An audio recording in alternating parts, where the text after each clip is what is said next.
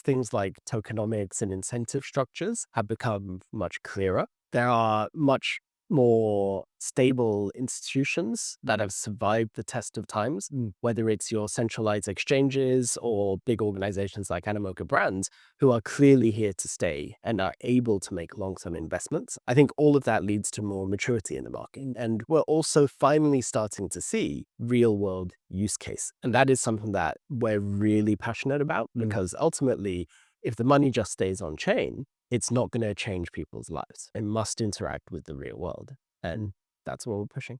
Welcome to Brave. Learn from Southeast Asia's best tech leaders. Build the future, learn from our past, and stay human in between. No BS on success. I'm Jeremy Au, venture capitalist, serial founder, Harvard MBA, science fiction nerd, and dad of 2 daughters. Every week, we debate startup news, interview changemakers, answer listener questions, and share personal insights. Join our movement of over 40,000 members and get transcripts, resources, and community at www.bravesea.com. Stay well and stay brave. Hey, Sean, I'm so excited to have you on the show. You're innovating at the intersection of DeFi, crypto, as well as education tech. And I think there's such an interesting story there about the future. But also, you've been both a serial founder and so entrepreneurial. So much to dig into. Could you please introduce yourself? Sure. First, thanks for having me here. Really honored to be here speaking with you. I think a bit about my background, we can go into a lot more depth later, but I'm a portfolio manager at Animoca Brands.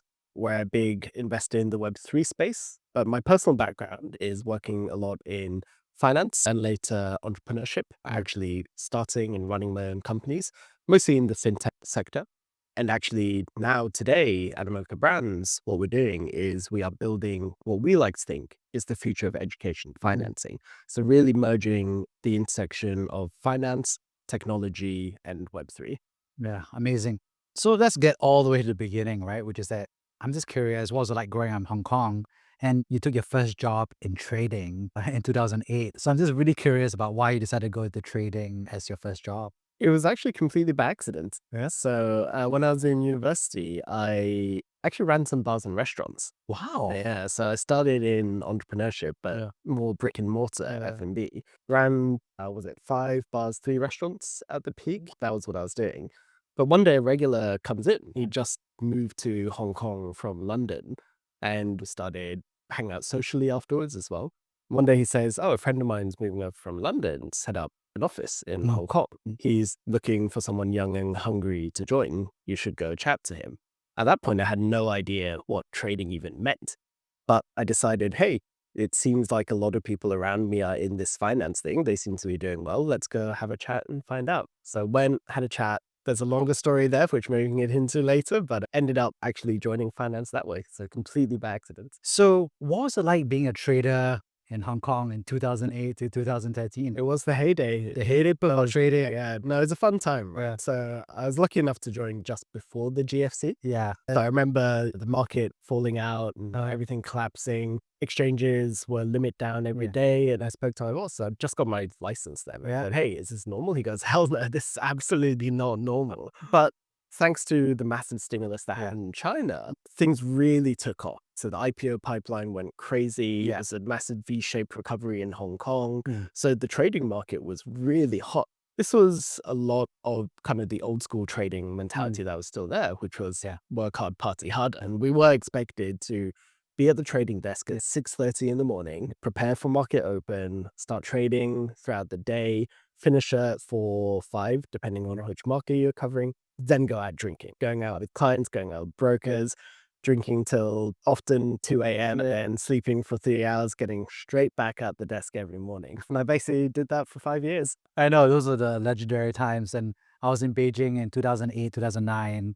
I was at Tsinghua University and interning at some education tech companies in the boom years. But Yeah. those were the really boom years because it's like the Summer Olympics, 2008, big time. So what's interesting is what did you observe at the time for the trading and the financial liberalization, I would say, of Hong Kong and China at the time? I think a lot of it was really a story of liquidity. I think Chinese tech was still very early in its infancy then. People are very entrepreneurial, always have been. but all of a sudden there was a lot of liquidity coming into the market. And you couple that with a lot of the more storied investors from overseas, like your Sequoias of the world, Yes. the banks as well. They were all aggressively moving into China because they saw this huge opportunity.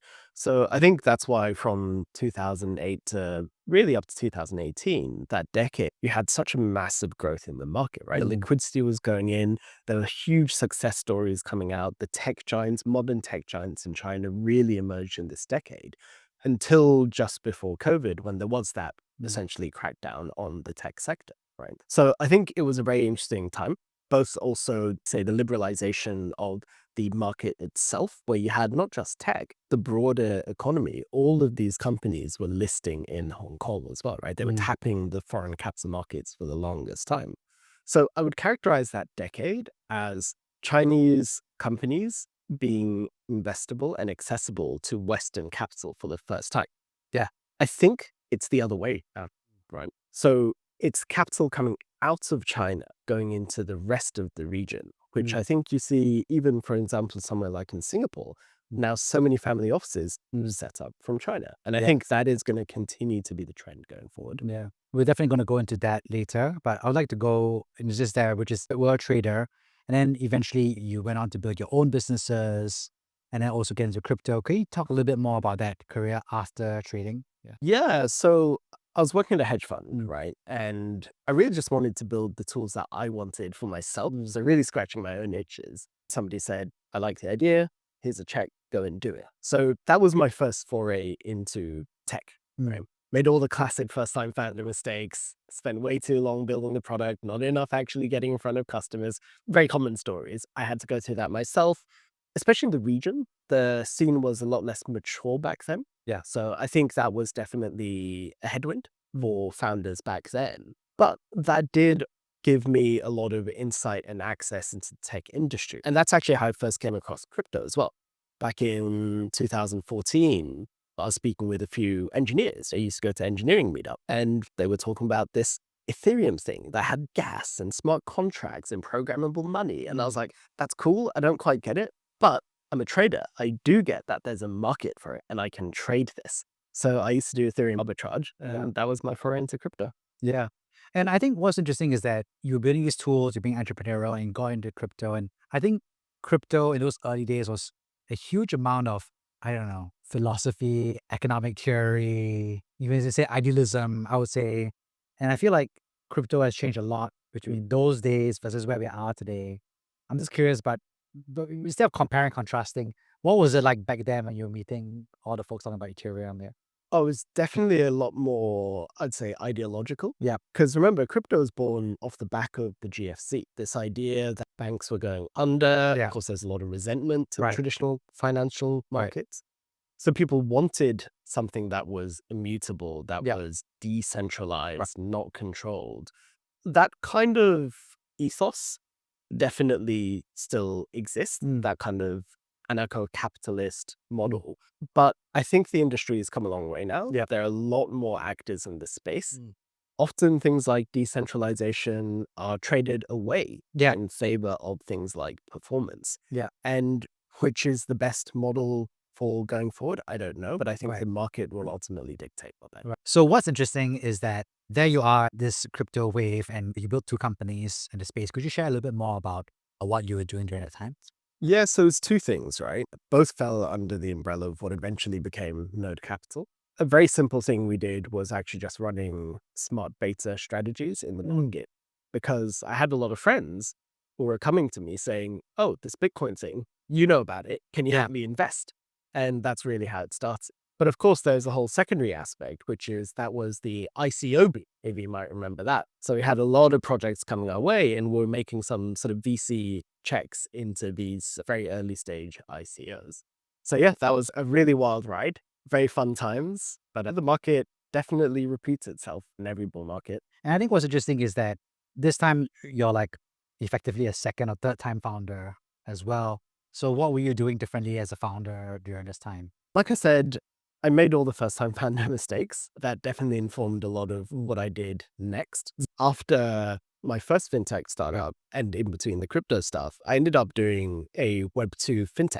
is in SME lending. So this was in operating in Hong Kong and Singapore initially. We eventually started funding places like Australia, Malaysia, Philippines as well. But even the way I started the company with my co-founders was completely different. Instead of actually starting with the tech, we started with the customers. It was a lending business. Before we would even decide to do this, we went around to 10 potential borrowers, said, would you sign an LOI to say you would lose the service? And I said to my co-founder, we get 10, we can do it.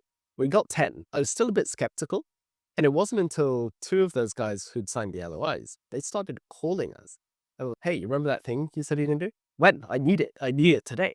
And that's when it clicked. I was like, this is a painkiller problem. Yeah. So that's how I started it. But again, polar opposite to how it was before, where before I was like, this is my idea of a product that I think the market wants. Instead, I turned it around and went, what does the market actually want? And I'll Right. build that instead. I think what's interesting is that you've also since then been now joined Animoca Brands. So could you share a little bit more about that transition as well? Yeah, so this was interesting. After seeing DeFi Summer Mm. happen, Mm. I was busy with my Web2 Fintech, Mm. saw a lot of opportunity there, and definitely saw maturity in the space that didn't exist back in 2017, 18. So I decided I wanted to come back into crypto, right? So started asking around, speaking to a few people, eventually had a chat with now the guy I work closest with, Animoca, and said, hey, do you know any teams that are looking, right? And he said, come join Animoca. I just thought it makes lots of sense, right? Because what I do now is essentially entrepreneurial, but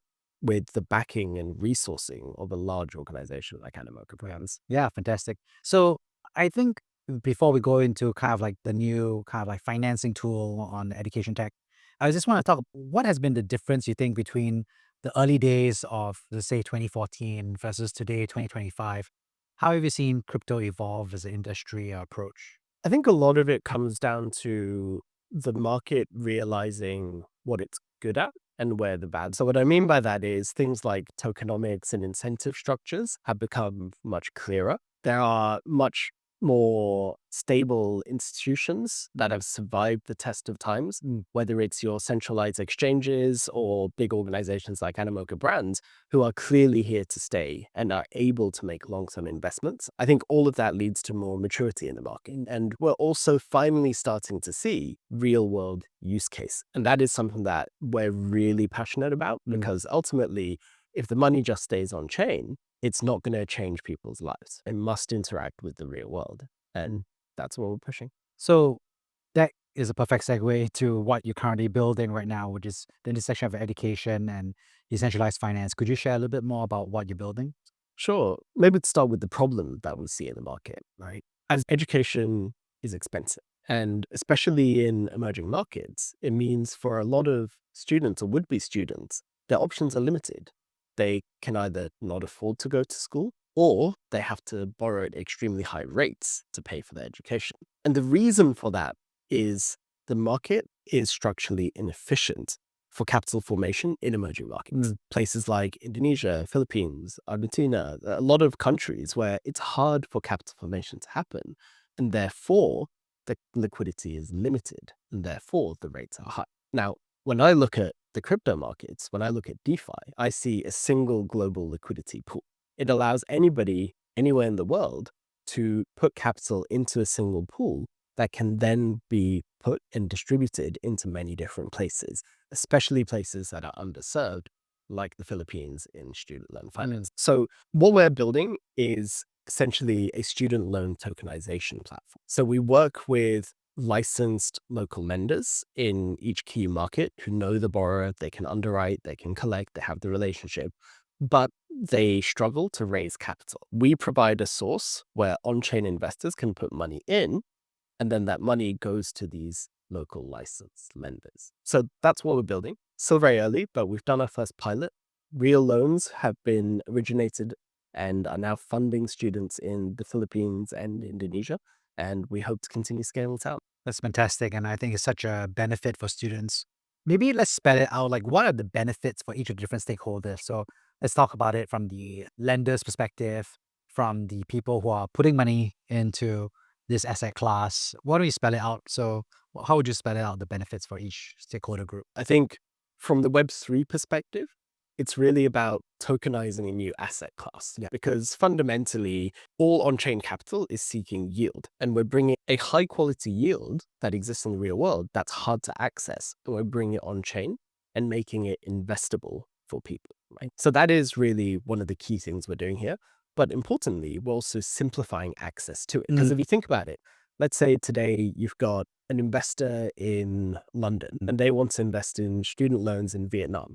How do they do that? There's multiple steps it takes to do. They might have to put money into a fund that goes into another fund that then gets distributed. Probably 5 intermediaries by the time that capital reaches the borrower. And as a result, at each step, there's structural inefficiency and additional costs. So that's the simplification piece on chain. For the lenders, it's all about scaling capital access. You speak to any lender. Myself, I ran a lending business. It's exactly the same. You can find infinite number of borrowers, but the more niche you are, the harder it is to raise caps. So having purpose-built sources of capital make it a lot easier for these guys to come back and say, I've got $1 million, I need 5 million, I need 10 million, and they can really start scaling that up. And then finally, for the borrowers themselves, as I mentioned, because there's so many intermediary steps and because capital formation is so weak in these markets, the limited liquidity that does exist becomes very expensive. And we're now able to actually drive that cost down. So that's really the value chain in the entire ecosystem. Yeah. I think is what that shows up is that for students, they will be able to either get a loan, which they could never have gotten because they were disqualified for some random reason.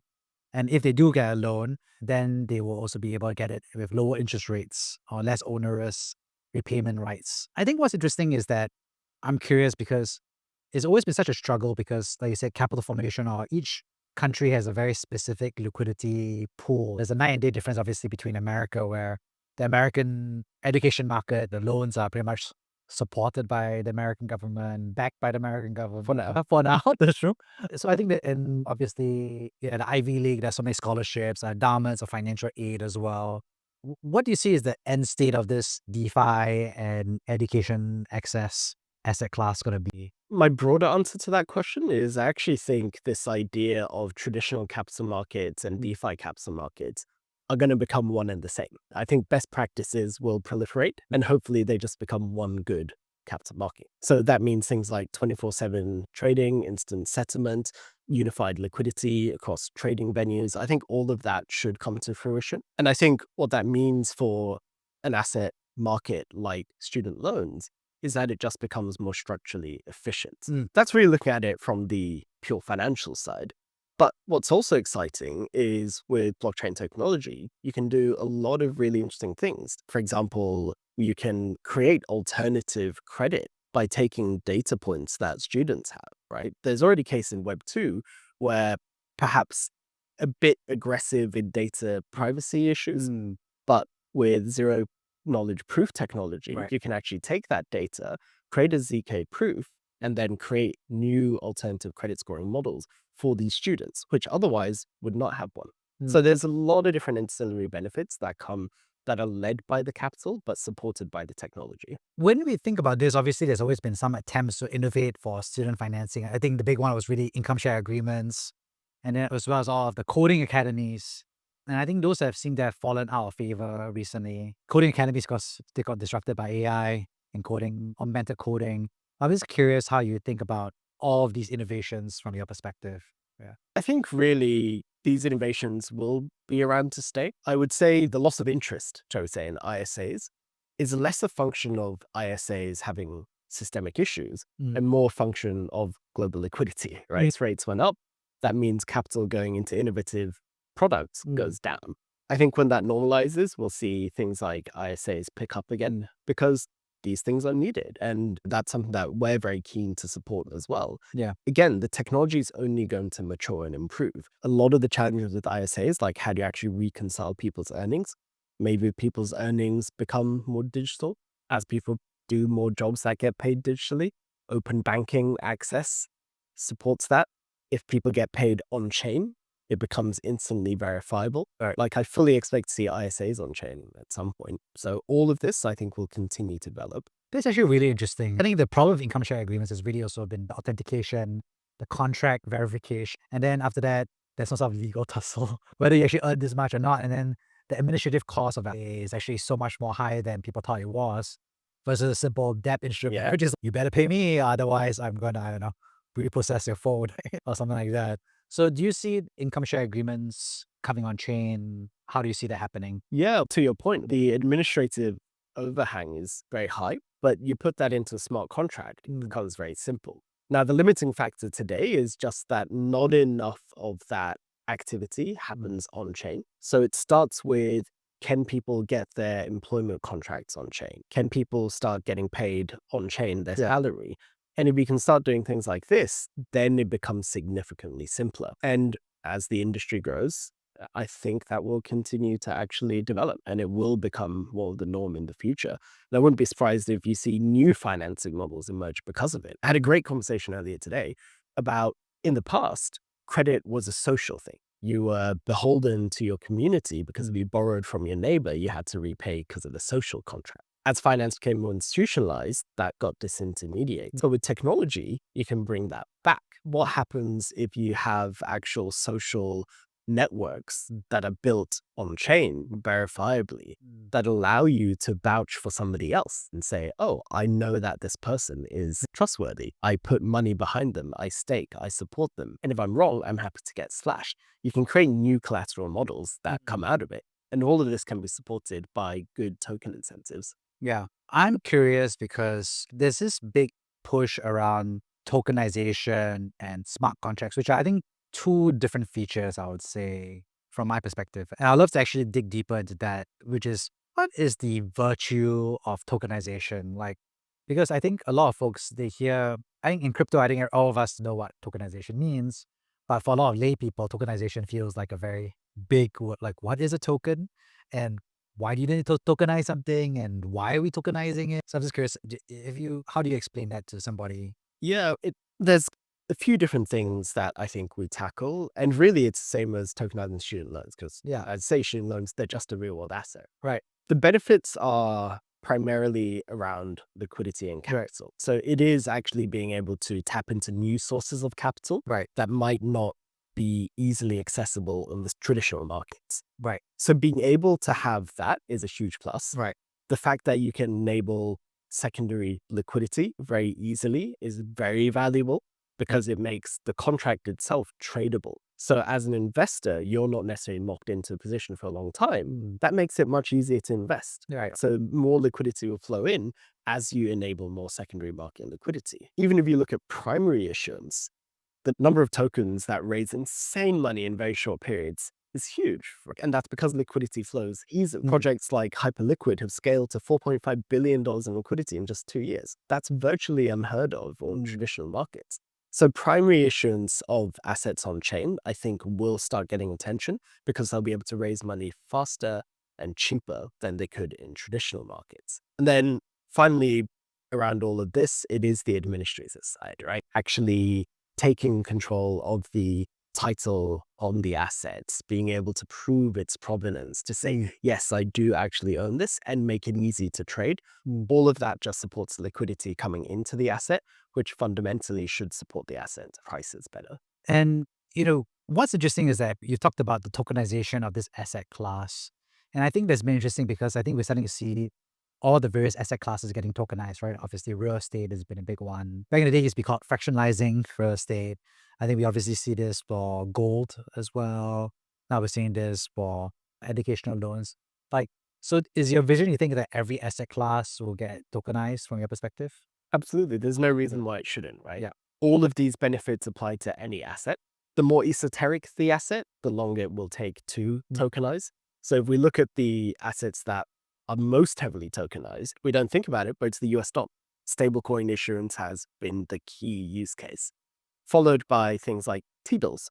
They're now actually gaining a lot of prominence. Money market funds are starting to come on. And I think you go along the risk curve, the more mature the market gets. So eventually we will start hitting things like tokenized stocks. It's already happening. Yeah. So I think it's just a matter of time before everything does actually become a tokenized asset. I think there's a lot of fear around the crypto industry in the sense that we've gone through several boom and bust cycles. We just had a crypto winter from 22 to 24, 25. I think we're back. But I'm just curious because I think people had that question mark in their head. What do you think? Or how do you think people should approach that question? Yeah, so I would say this boom bust cycle is not going to go away anytime soon. It's a big part of any early market. You see Yeah. this in any tech, right? But I actually think it's a necessary part of building something sustainable and big. You liken it something like the gold rush in the West Coast of America, massive gold rush. Everyone came in. After it burst, you ended up with California. Yeah. And that ultimately leads to better things. Yeah. So the way I see these massive booms is it attracts lots of attention. A lot of capital comes in. The smartest people I know from my finance days are all in crypto now. Right. So when you put that much capital and brain power together, you're going to get good things that come out of it. Right. But you need that boom bust cycle to actually attract people in the first place. So is it a painful process? Yes. But is it a healthy one? I actually think it is. I think so. And it's funny because you also mentioned like the great financial crisis, which was also a giant boom bust cycle in the traditional or conventional finance system as well. What do you think are some of the advice that you give for folks that are entering the crypto industry, not necessarily from an investment perspective, but from a career perspective? I think there's probably a couple of things. The first is understand which part of crypto you want to get into. You've got the very institutional side, which is very focused around working in the deeply regulated space. So if you want to work on stablecoins, you want to work on the legal side of asset tokenization, there's a lot you can do there. There's also the entire crypto markets side of things, which is everything from NFTs to meme coins to DeFi projects. There's a lot of different ways you can go there. I will say, though, that the industry is moving incredibly quickly. And the only way you're going to be able to actually be a part of it is to be in the trenches. That means find a few key opinion leaders who you vibe with, follow them, follow the news, actually put some money into projects. You'll care about it more when you have ownership of a token and actually do the hard work. You can't look at it academically from outside and learn about it. You have to be in the trenches to really follow it. And I think the tricky part for folks is that they get in as a job and there's a lot of fear because of like some of these like boom and bust, even within crypto, right? I think we saw the NFT was a huge boom and bust cycle, or virtual land is another one. So I think people find it tricky from a career perspective. Is this legit? Is this a flash in the pan? Is this something that's totally speculative because we don't know what's going on? So what lessons should we take away from this? Yeah. I think at this point, we can probably put to bed the question whether it's going to be around for the long run, right? The fact that it's already in adoption by governments, there's proper regulation coming out. The fact that banks are using blockchain technology, large institutions are adding digital assets to their treasuries. I think the adoption is here. Right? Yeah. The institutional adoption from governments, big corporations is here. I don't think people have to worry about it still being around in the future. You do have to worry about the boom bust. That is true. Yeah. But to your point, I think that's the same in any industry, right? Yes, it's more aggressive here, but if you can go in with your eyes open and you expect and anticipate it and you're willing to ride it out, I think there will be benefits for you. Yeah. How do you think about this aspect about governments increasingly interacting? Obviously, there's KYC, there's AML, there's all these kind of like dynamics there. But what do you see that dynamic shaping up to be? To the earlier point, I think the ethos that started Web3 and crypto was very much around permissionless. When you start interacting with the real world and governments, things need to become permissioned. I see the market bifurcating into two. I think you'll have the permissioned side of things that are well regulated and they'll resemble traditional markets more. And then you'll have the sort of unregulated, permissionless DeFi world that exists. Over time, I would expect just by nature of the capital available in the real world, the regulated space is going to be larger, probably by orders of magnitude, but that's okay. People can pick and choose where they want to play it. I think what's been proven is that the average user, not necessarily builder, but the average user is okay to sacrifice things like privacy, decentralization in favor of better protections, better UX. So I think that's just the way the market's going to go. Yeah. And wrapping things up here, could you share a personal story about a time that you've been brave? For me, it was definitely actually leaving finance in the first place. I had a great job at a hedge fund. I loved the job as well. I wasn't one of those guys who hated it. I loved coming in every day dealing with the markets. But yeah, to actually leave that, try and start something new, it was terrifying, man. Yeah. But I'm glad I did it. And why did you do it? Because you love your job and but you wanted to build something new. Can you zoom into that? Did you wake up in the morning and you're like, I'm going to build something new? How was that? I guess I've always had an entrepreneurial track. Yeah. As I mentioned, I was doing F&B even from the beginning. So that itch has always been there. I often call it an entrepreneurial disease. If you've done a startup, you know what it is. If you're thinking about it, you probably have it. But when you have it, you want to scratch that itch. Yeah. And to me, that's all it was. I just love solving problems. Yeah. I'm just curious because when you were solving these problems, was it scary? Because did you feel like you shouldn't do it, or whether people told you not to do it? Because eventually also you were a first-time founder, you made mistakes as well. I think people often find that moment tricky to be like, maybe I'm ready, maybe I'm not ready. Am I self-aware? Am I overconfident? Any advice for people thinking through? At this point, I would say if you're thinking about going to do a business, don't think about it, go do it. You don't actually have to quit your job to validate some early ideas, right? If you think you've got a good idea for a product, don't try and build the product first. Go and speak to your potential users, see if you can get them to commit. If they're willing to commit before you've even got a product and it's just an idea, like the guys who are calling me on an LOI, then it's a real problem. And sure, maybe they would prefer to see a real product, but then you want a pain point that's so big, you don't even need that product for them to buy in. Yeah. On that note, thank you so much for sharing. I'd love to summarize the 3 big takeaways. First of all, thanks so much for sharing about your early days as a trader in Hong Kong, about the lifestyle, both on the work side, work hard, play hard. But also, I think the fact that you were already entrepreneurial with F&B and so forth was just such an interesting kind of capture of that mood and zeitgeist of the 2008 era. Really. So that was really helpful. Secondly, thanks so much for sharing really about, I think, decentralized finance and like education, about how the decentralization works and the benefits to the various stakeholders, from folks in crypto to the students to the lenders.